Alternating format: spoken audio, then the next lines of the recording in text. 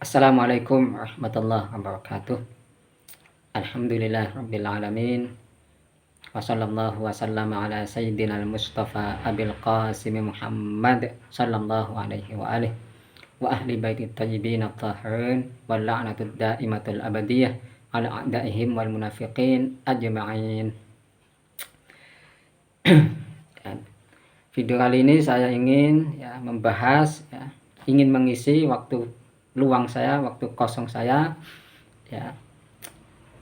dengan hal-hal yang baik daripada melamun, daripada melakukan hal-hal yang mengandung dosa atau nonton video-video yang tidak baik seperti video-video ustadz-ustadz Wahabi yang menyebarkan hoax tentang mazhab kaum muslimin.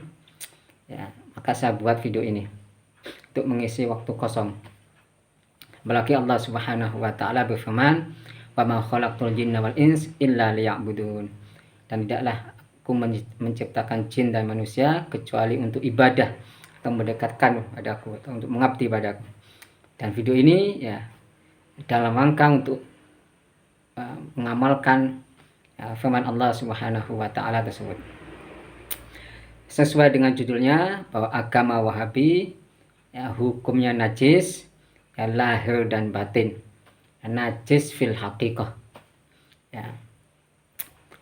Di dalam Al-Quran, di dalam kitab hadis, di dalam kitab-kitab fikih, inda Syiah al-Imamiyah al-Ithna Asyariyah. Dalil pertama yaitu firman Allah Subhanahu wa taala, ya ayyuhalladzina amanu innamal musyrikuna najasun. Baik orang beriman, sesungguhnya orang musyrik itu najis.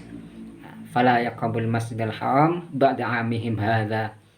Maka janganlah mereka mendekati Masjidil Haram setelah tahun ini. Jadi kaum musyrikin, musyrikin di sini mencakup segala kekafiran. Maka agama Wahabi masuk di situ. Kenapa? Kan agama Wahabi kafir disebabkan pertama akidah tadzim, tasybih dan sifat an-nusuk.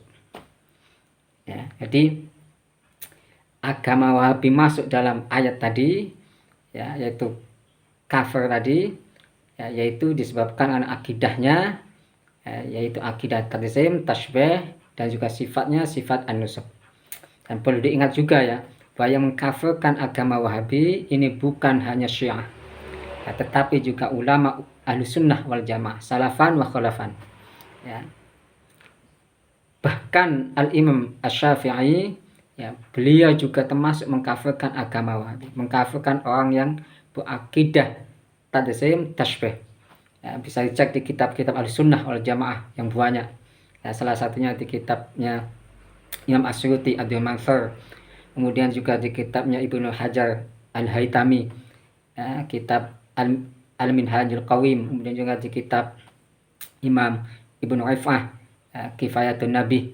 Di situ dijelaskan bahwa Al-Imam Syafi'i mengkafirkan agama Wahabi, mengkafirkan orang yang berakidah tadzim dan tasybih. Jadi dalil pertama di ayat Al-Quran tersebut membuktikan bahwa agama Wahabi najis lahir dan batin.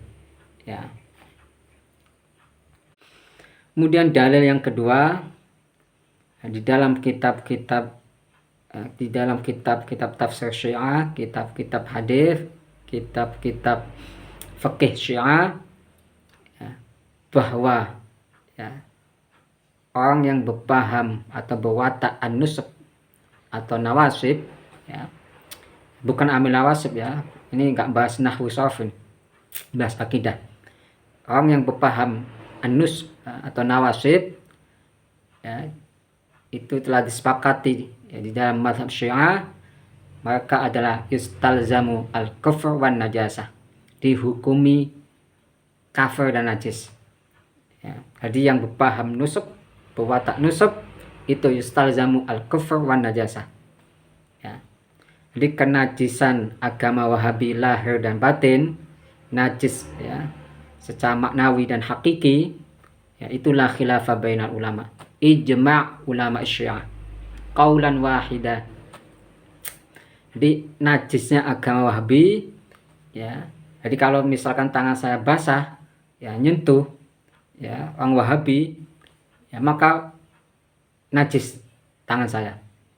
Karena najisnya itu seperti najisnya anjing, najisnya babi, muntah-muntahan, kotor manusia ya, muntah-muntahan dan najis-najis yang sudah ma'ruf ya. Ya. Ya. Nah, ini ya dalil kedua ya, bahwa agama Wahabi ya, najis lahir batin, najis ya, secara maknawi dan hakiki ya, walaupun ya, di kitab-kitab fikih Ahlussunnah ya, najis yang kafir yang di ayat tadi yang saya bacakan tadi yaitu najisnya cuma najis secara batin ya, tidak najis secara fisik. Jadi najis akidahnya doang yang najis. Ini sisi Ahlussunnah wal Jamaah. Ini dalil kedua bahwa agama Wahabi ya, dihukumi najis. Kemudian dalil yang ketiga ya, Syiah dan Ahlussunnah wal Jamaah sepakat bahwa agama Wahabi ya, itu ahlul kadzib wat tadlis wat talbis wal iftira wal fitnah wal jamaah ya, super pendusta ya. Makanya ya di channel-channel Aswaja maupun Syiah ya, itu ustadz-ustadz agama Wahabi ditelanjangi ya, akibat kedustaan, ribuan bahkan jutaan kedustaan ya. Saya tantang agama Wahabi, coba cek di channel-channel Aswaja, maka kalian akan tahu betapa pendustanya itu ustadz-ustadz kalian. Jadi bukan hanya Syiah yang menjadi korban ya, dari ustadz-ustadz kalian ya, dari agama kalian ya, bahkan Ahlussunnah wal Jamaah ya, bertubi-tubi difitnah ya, ya, ya. Makanya ya channel-channel Aswaja ya, menelanjangi ustadz-ustadz kalian. Jadi ya, sedangkan pendusta ya, itu adalah wataknya kaum munafik ya, sedangkan kaum munafik innal munafiqin fid darkil asfali minan nar. Jadi lebih kafir lagi ya, lebih najis lagi ya, karena kaum munafik ya, itu paling dalamnya ya, di neraka. Ya, bahkan ya andai kata ya, agama Wahabi ini hidup ya, di zaman para perawi hadis ya, maka pasti ulama Ahlussunnah menolak hadisnya. Kenapa? Ya karena pendusta ya, bahkan dijar mufassar oleh ulama Ahlussunnah wal Jamaah, akan dikasih predikat kadzab, fasidul madhab, sahibu maqalah mal'unah, atau bahkan mungkin akan dipredikat al-lain ya, al-mal'un, al-khali'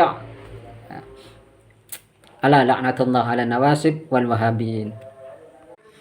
Sebagai penutup, agama Wahabi ya, bisa kembali ya, suci ya, lahir dan batin jika mereka kembali ke Islam, kembali ke akidah Ahlussunnah wal Jamaah, kembali ke akidah Syiah.